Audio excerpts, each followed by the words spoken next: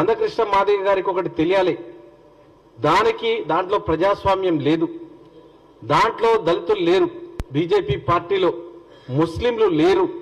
మరి ఏ విధంగా ఆయన బీజేపీని సపోర్ట్ చేస్తా ఉన్నారో ప్రజలందరూ గమనించాలని నేను కోరుతా ఉన్నాను.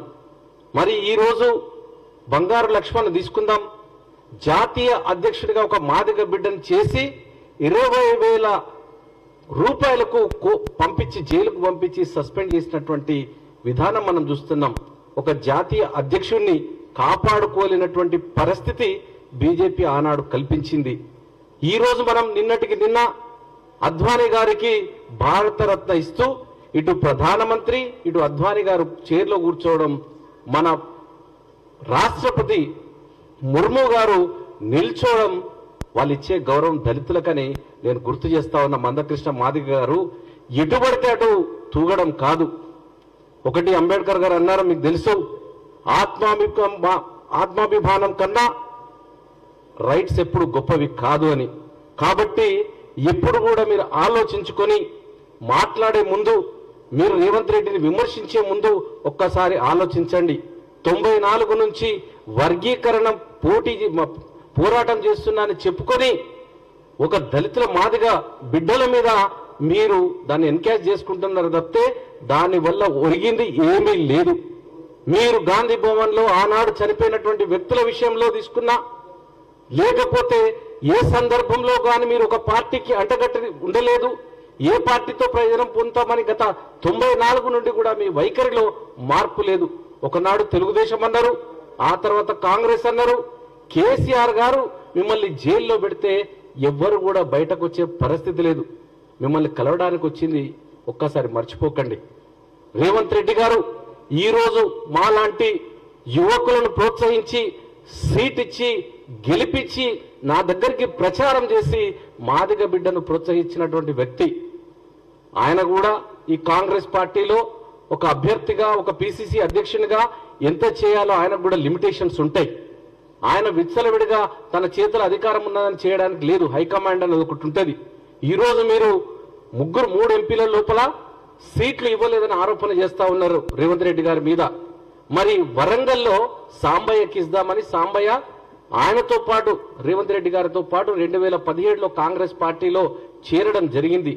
ఆయనకే ఇద్దామనుకున్నాం, కానీ కొన్ని అనివార్య కారణాల వల్ల శ్రీహరి గారు వస్తున్నారని, ఒక పెద్ద ఆయన పార్టీకి వస్తున్నారని ఆయన అడిగినటువంటి వాళ్ళ కూతురుకు సీట్ ఇవ్వడం కోసం ఆయన త్యాగం చేయాల్సి వచ్చింది. మరి ఈరోజు నాగర్ కర్నూలు లోపల ఏఐసిసి సెక్రటరీ అయినటువంటి సంపత్ కూడా ప్రయత్నం చేసినారు, కానీ కుదరలేదు. అంత సర్వాధికారుడు కాదు రేవంత్ రెడ్డి గారు, మీరు అనుకున్నట్టు అన్నీ తానే చేయడానికి లేదు. కొంత % ఆయన చేతిలో ఉంటుంది, అధిష్టానం చేతిలో ఉంటుంది.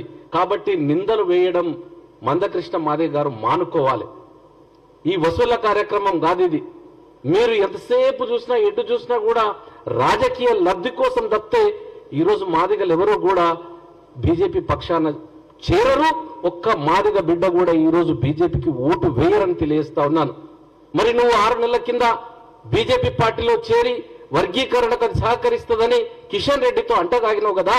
మరి 6 నెలల కింద అధికారంలో ఉన్నప్పుడు 370 దానికోసం ఆర్డినెన్స్ పట్టుకొచ్చినారు కదా.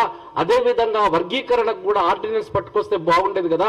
వచ్చే ప్రభుత్వం తప్పకుండా, కాంగ్రెస్ ప్రభుత్వం మెజారిటీ వస్తే తప్పకుండా వర్గీకరణ చేస్తుంది. మరి నువ్వు మోసం చేసినట్టా లేదా? ఏదో సబ్ కమిటీ వేయించి అయిపోతుందని కోర్టులో, సుప్రీంకోర్టులో కేసులున్నాయి, కేసు వాదిస్తే వచ్చేస్తుందని మభ్యపెడతా ఉన్నారు. ఇంకెంత కాలం? 94 నుండి కూడా మాదిగలను మభ్యపెడుతూ మీరు జీవనం గడుపుతా ఉన్నారు. కానీ మాదిగల కోసం ఏనాడు కూడా వర్గీకరణకు చిత్తశుద్ధితో పని చేయలేదు. మీరు మీతో మొదలుపెట్టినటువంటి నాయకులు ఈరోజు ఒక్కరు కూడా లేరు. ఆనాడు ఇబ్రాహిం శేఖర్ సర్పంచ్ గా, బాలనగర్ సర్పంచ్ గా మీతో నడిచినాడు. ఈరోజు ఎక్కడున్నాడు? వంగపల్లి శ్రీనివాస్ ఎక్కడున్నాడు? మిమ్మల్ని ఎదిరించి ప్రశ్నించే పరిస్థితి మాదిగ నాయకులకు ఎందుకు ఇచ్చినారు మీరు? ఈరోజు టోటల్ గా మీరు ఎంతసేపు బీజేపీ భజన చేస్తూ బీజేపీకి ఓట్లేయాలని. మరి నిజంగానే వర్గీకరణ చేయడానికి టైం లేదా? ఆర్డినెన్స్ తీసుకురావడానికి టైం లేదా? ఏకంగా కాంగ్రెస్ పార్టీని విమర్శించాలి, కాంగ్రెస్ పార్టీ ఓట్లు పడకుండా చేయాలి.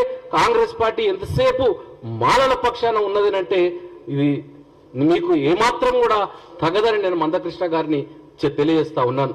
దయచేసి మాదిగల కోసం కానీ మాదిగలను దామోదరం సంజీవయ్యను ముఖ్యమంత్రి చేసినటువంటి పార్టీ కాంగ్రెస్ పార్టీ. ఈ రోజు ఏఐసిసి అధ్యక్షులు ఖర్గే గారు దళితుడు, ఈ తెలంగాణకు ఆనుకొని ఉన్నటువంటి కర్ణాటకలో పుట్టినటువంటి వ్యక్తి. మరి ఈ విధంగా మీరు మీ గురించి చెప్పకుండా మిమ్మల్ని అవమానపరచకుండా ఇంతకాలం కాపాడింది కూడా కాంగ్రెస్ పార్టీ. మీరు జైల్లో ఉన్నప్పుడు కేసీఆర్ గారు జైల్లో వేసినప్పుడు కూడా మీరు చాలా వరకు ఎవరు చూడడానికి కూడా రాలేదు. ఏ దళిత నాయకుడు కూడా రావడానికి లేదు. నేను వచ్చినాను, నేను నిన్ను పరామర్శించడానికి వచ్చినాను.